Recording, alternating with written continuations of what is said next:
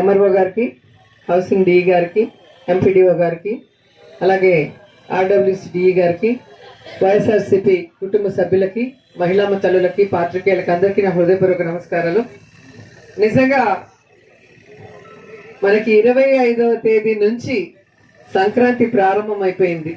ప్రతి కుటుంబానికి ముందుగానే జగన్మోహన్ రెడ్డి గారు సంక్రాంతి కానుకగా ఆడపడుచులకి ఇంటి పట్టాలు ఇవ్వటం నిజంగా ఆయన్ని మీ అందరి తరఫున కూడా అభినందిస్తున్నాను, కృతజ్ఞతలు తెలియజేసుకుంటున్నాను.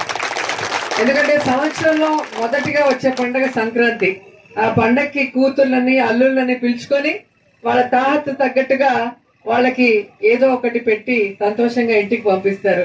కానీ ఇంకా సంవత్సరం స్టార్ట్ కాకముందే జగన్ గారు మీ అందరినీ సొంత అక్క చెల్లెలుగా భావించి మీ అందరికీ కూడా సంక్రాంతి కానుకగా ముందే ఇల్లు పట్టాలు ఇవ్వటం అనేది చాలా గొప్ప విషయం.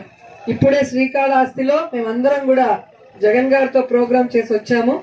అక్కడ కూడా ప్రతి మహిళ స్టేజ్ మీదకి వచ్చి మైక్ ఇస్తే మాట్లాడుతోంది.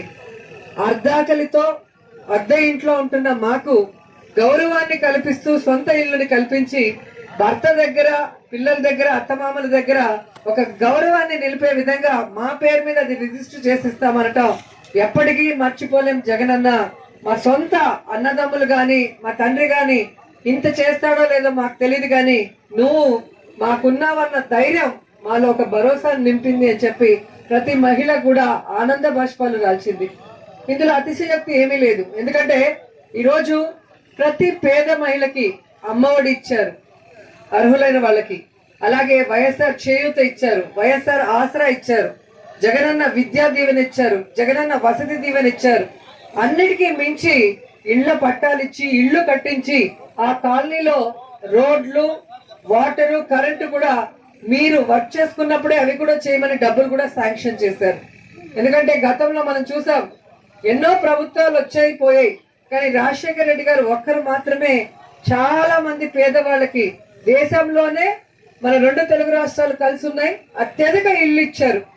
ఆ తర్వాత జగన్మోహన్ రెడ్డి గారు అంటే తండ్రి 2 అడుగులు వేస్తే కొడుకు 4 అడుగులు ముందుకు వేసి తండ్రిని నుంచి తండ్రి ద్వారా పట్టాలు ఇచ్చి ఇల్లు కట్టించి వాటికి అన్ని వసతులు కూడా కల్పించడం అనేది చాలా పెద్ద విషయం.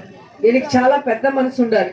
ఎందుకంటే 2 సార్లు 3 సార్లు ముఖ్యమంత్రులుగా ఉన్న వాళ్ళని మనం చూసాం, కానీ ఏ రాష్ట్రంలో అలాంటి వాళ్ళకి ఇలాంటి గొప్ప ఆలోచన రాలేదు. మొదటిసారి ముఖ్యమంత్రి అయినా, వయసులో మనందరికన్నా చిన్నవాడైనా ఎంతో గొప్ప మనసుతో మన కష్టాన్ని అర్థం చేసుకున్నాడు. పాదయాత్రలో మీ కష్టాలు విన్నాడు, చూశాడు.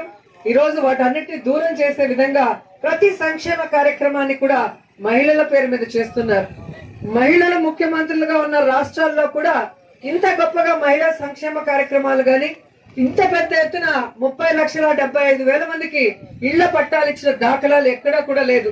ఒక్క ఆంధ్రప్రదేశ్ లో మాత్రమే పండుగలాగా జరుగుతోంది. ఈ రాష్ట్రంలో ఏ జిల్లాకి వెళ్ళినా, ఏ నియోజకవర్గానికి వెళ్ళినా, ఏ గ్రామానికి వెళ్ళినా కూడా అందరూ చాలా హ్యాపీగా మాకు సొంతిల్లు రాబోతుంది, మా జగనన్న మాకు ఇస్తున్నారని చెప్పి ప్రతి మహిళ పార్టీలకు అతీతంగా చెప్తుంది. అంటే మరి జగన్మోహన్ రెడ్డి గారు ఈ జన్మభూమి లాంటి దొంగ కమిటీలు పెట్టకుండా డైరెక్ట్ గా బెనిఫిషియర్స్ ని సచివాలయ వ్యవస్థ ద్వారా ఐడెంటిఫై చేసి పార్టీలకి, కులాలకి, మతాలకి అతీతంగా ఏ విధంగా ఇచ్చారో ప్రతి గ్రామం కూడా గమనిస్తుందని ఈ సందర్భంగా తెలియజేసుకుంటున్నాం. ఇంత గొప్ప కార్యక్రమం చేస్తుంటే ఒక పప్పు ఉన్నాడు, చంద్రబాబు నాయుడు కొడుకు, తినడానికి తప్ప దేనికి పనికిరాడు. వాడు అంటాడు ఆ ఇల్లు బాత్రూమ్ అంత సైజు లేదు అంటాడు. ఈరోజు 18 నెలల్లోనే ఒక పేదవాడు తన కుటుంబంతో ఉండడానికి అవసరమైన హాలు, బెడ్రూమ్, కిచెన్, బాత్రూమ్ తో ఇల్లు కట్టిస్తుంటే అది బాత్రూమ్ లాగా ఉంది అని చెప్పి ఏ విధంగా పేదవాళ్ళని ఎగతాళి చేస్తున్నారో ఒకసారి ఆలోచించండి. అంటే గత 5 సంవత్సరాలలో చంద్రబాబు నాయుడు సంవత్సరానికి 5 లక్షల ఇల్లు కట్టిస్తాను, 5 సంవత్సరాలకి 25 లక్షల ఇల్లు కట్టిస్తానని మోసం చేసి ఎవరికి కట్టించకుండా బాత్రూమ్లు కట్టిస్తున్నామన్న పేరుతో దోచుకు తిన్నారు. కాబట్టి ఈ రోజు లోకేష్ కి ఏది చూసినా కూడా బాత్రూమ్ చూసినట్టే అనిపిస్తున్నట్టుంది. అలాగే రాష్ట్రంలో ఉన్న 30,75,000 మంది అక్క చెల్లెళ్ళు సంతోషంగా ఉంటే ఒక్క అక్క మాత్రం చాలా బాధపడుతుంది, చాలా గింజుకుంటుంది. ఆ అక్క ఎవరో తెలుసా? ఉమక్క. ఆ ఉమక్కకి ఏంటో ప్రాబ్లం నాకు అర్థం కావట్లేదు.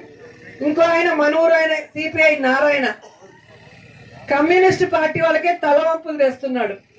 పేదవాళ్ళకి ఇళ్ళు ఇవ్వాలని అన్ని రాష్ట్రాలలో ఖాళీ స్థలం దొరికితే గుడిసెలు వేసి ఆడ ఇల్లు ఇవ్వమని డిమాండ్ చేస్తారు. కానీ ఈ రాష్ట్రంలో ఏ కమ్యూనిస్టు పార్టీ ధర్నాలు చేయకుండా గొడవలు చేయకుండా స్వచ్ఛందంగా జగన్మోహన్ రెడ్డి గారు తన పాదయాత్రలో చూసిన అనుభవం ప్రకారం పేదవాళ్ళందరికీ కూడా ఇల్లు ఇస్తుంటే ఆయన మాట్లాడుతున్న మాటలు కమ్యూనిస్టులు తలదించుకునేలాగున్నాయి. జగన్మోహన్ రెడ్డి గారు కుక్కలు కట్టేసుకునే స్థలం అంతా లేదంట. కమ్యూనిస్టులు ముఖ్యమంత్రిగా ఉన్న రాష్ట్రాలలో ఎక్కడైనా ఇన్ని లక్షల మందికి మహిళలకి పట్టాలు ఇచ్చారా నారాయణ గారు అని నేను అడుగుతున్నాను. సిపిఐ అంటే కమ్యూనిస్ట్ పార్టీ ఆఫ్ ఇండియా అని అందరికీ తెలుసు. కానీ ఈ రోజు దాన్ని Chandrababu Naidu party of India అని కమ్యూనిస్ట్ జెండాను దించేసి చంద్రబాబు నాయుడు జెండా పట్టుకున్నట్టున్నాడు నారాయణ. ఈరోజు సొంత నియోజకవర్గం నగిరిలో ఏం చేశావు నువ్వు నారాయణ అని అడుగుతున్నాను. ఈరోజు నోరు ఉంది కదా అని ఏదైతే అది మాట్లాడటం కరెక్ట్ కాదు. చిన్నవాడైనా దేశంలో ఏ ముఖ్యమంత్రి రాని గొప్ప ఆలోచనలు ఆయనకు వచ్చాయి. అమ్మఒడి గాని, డ్వాక్రా అక్క చెల్లెమ్మలకి ఆసరా గాని, 45 ఏళ్ల నుంచి 60 ఏళ్లున్న మహిళలు ఇబ్బంది పడుతుంటే చేయూత గాని, ఈ రోజు పిల్లలకి కార్పొరేట్ స్కూల్స్ కి ధీటుగా యూనిఫామ్స్ గాని, పౌష్టికాహారం గాని, స్కూళ్ళు వచ్చి ఏ విధంగా రెన్యువేట్ చేసి అన్ని వసతులతో ఇస్తున్నారు. హాస్పిటల్స్ రెన్యువేట్ చేసి ఏ విధంగా వసతులతో ఇస్తున్నారు. ఇవన్నీ బీద వాళ్ళు వాడుకునేవి. వీటన్నిటికీ ఒక గౌరవాన్ని కల్పించి వారందరినీ కూడా సామాజికంగా అభివృద్ధిలోకి తీసుకొచ్చి ఒక అంబేద్కర్ గారికి, ఒక గాంధీ గారికి నిజమైన వారసుడిగా ఈరోజు జగన్మోహన్ రెడ్డి గారు అడుగులు ముందుకు వేస్తున్నారు. మీ పెద్దరికంలో మీరు ఎంతో మంది ముఖ్యమంత్రులు చూస్తుంటారు, ఎన్నో రాష్ట్రాలను గమనించుంటారు. ఎక్కడైనా జగన్మోహన్ రెడ్డి గారు చేసిన లాంటిది ఎవరైనా చేశారని నేను అడుగుతున్నాను. ముఖ్యంగా చంద్రబాబు నాయుడు దాదాపుగా హైయెస్ట్ ఈ రాష్ట్రానికి 14 సంవత్సరాలు ముఖ్యమంత్రిగా ఉన్నాడు.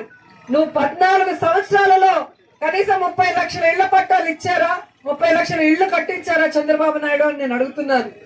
సో మీ మహిళలందరికీ నేను చెప్పేది ఒకటే, ఈరోజు తనకి మీడియా ఉందని ఏదంటే అది అబద్ధాలు మాట్లాడేసి ఇన్ని రోజులు అధికారంలో ఉన్న చంద్రబాబు నాయుడిని మీరు ఇంటి కోసం, పునాది కోసం తీసే ఆ గొయ్యిలో ఇంకా 2 అడుగులు ఎక్కువ గొయ్యి తీసి ఈ తెలుగుదేశం పార్టీని పాతి పెట్టామని కూడా ఈ సందర్భంగా తెలియజేసుకుంటూ మన అందరికీ గౌరవాన్ని పెంచి ఈరోజు మహిళా సాధికారత దిశగా అన్ని రకాల చట్టాలు మన కోసం చేసి మన జీవితాలు, మన పసుపు కుంకాలు బాగుండాలని మద్యపానం నిషేధం వైపు కూడా అడుగులు వేస్తున్న జగనన్న ఆయుర ఆరోగ్యాలతో, అష్టైశ్వర్యాలతో, కీర్తి ప్రతిష్టలతో ఉండటమే కాకుండా ఇంకా 25-30 సంవత్సరాలు ముఖ్యమంత్రిగా ఉంటూ మీకు, మీ పిల్లలకి కష్టాన్ని దూరం చేసి ఈ రాష్ట్రాన్ని అభివృద్ధి వైపుకు నడిపించాల్సిందిగా ఆ దేవుణ్ణి కోరుకుంటూ మీ అందరి ఆశీర్వాదాలు, మీ అందరి అండ కూడా జగనన్నకి తోడుగా ఉండాలని కోరుకుంటూ సెలవు తీసుకుంటున్నాను.